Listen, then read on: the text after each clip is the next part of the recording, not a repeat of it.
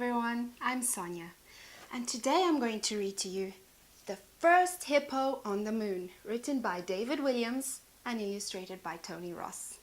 Just sit back, relax, and I hope you enjoy the story as much as I do.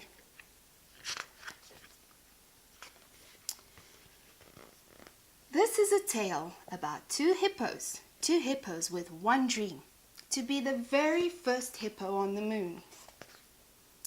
One enormously rich hippo, Hercules Waldorf-Franklin III, paid for a gigantic hippo space center to be built to blast him there. Sheila didn't. Yes, the other hippopotamus' name was Sheila. One morning she announced, "I want to be the first hippo on the moon." "But Sheila," said the giraffe friend, "you don't have a space rocket." "Then we'll make one, Keith," Sheila replied. Yes, the giraffe's name was Keith. Us hippos like to dream big. Sheila's friends got to work building her rocket. "Quick as you can." "Well, you could help me, dear." Nina the elephant brought back the biggest tree trunk she could find. Joyce the gorilla fetched the longest vine. And Derek the ostrich was given the task of gathering the pongiest mountain of rhinoceros dung. After many days and nights, the animals finally unveiled their space rocket. Well, something that looked a bit like a space rocket, a tiny bit. "Thank you, friends. It's my very own hippo rocket." All they needed to do now was ignite the rhino dung and blast Sheila into space. But how? "Try rubbing those two spiky thingamabobs together to create a spark," instructed the hippopotamus. "Well, thank you very much, dear." "Okay, let's go," Sheila announced. "Is your bottom hot too?" "Boiling, dear." "Dream big, everyone." 3, 2, 1, blast! But before Sheila could say off, it started raining. It rained and rained and rained. It was rainy season and it didn't stop raining for 5 long months. The moment the rain stopped, Sheila began her countdown again. 3, 2, 1, blast off! The hippo rocket shot up into the sky.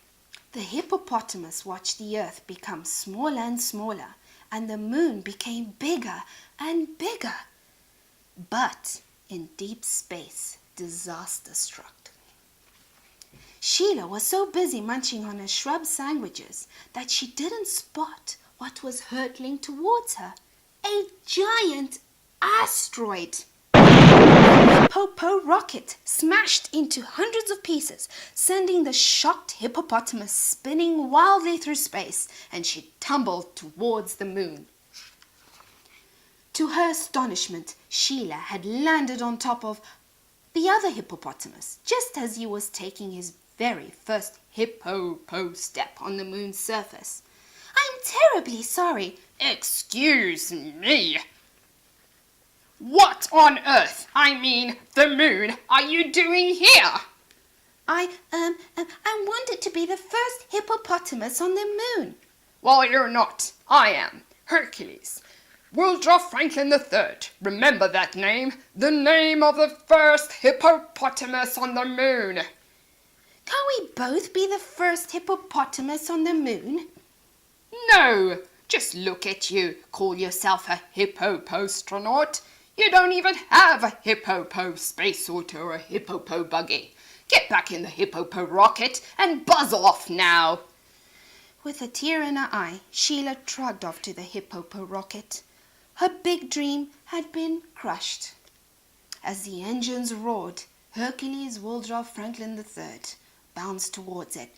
"Stop! That's my hippo rocket!" "Oops, sorry." Seconds later, Sheila realized that she didn't even have a clue how the hippo rocket worked. Roar! Entering the Earth's atmosphere, the hippo rocket soon began burning up. Within moments, the hippopotamus's bottom was blazing like the sun. Sheila hit the earth with the giant. She lay motionless on the ground, her bountiful behind sizzling like a sausage. Sheila, wake up! Oh, it's sad, isn't it? Tragic, dear. But she wouldn't wake up. This was the saddest day the jungle had ever seen. Then out of the silence came a sound. The distinctive sound of a bottom burp. All the animals stared at each other. Who would dream of letting one go at such a sad time?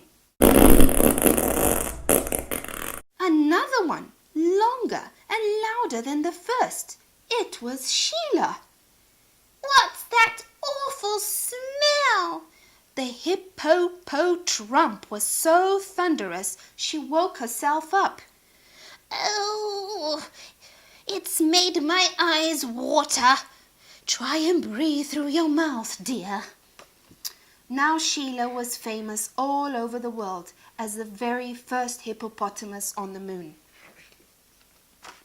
She never mentioned the other hippopotamus who got there first. So whatever you do, please don't tell anyone. I really enjoyed this story. I hope you enjoyed it too. Just like Hippo, we all have big dreams, and I hope one day you'll make your big dream come true.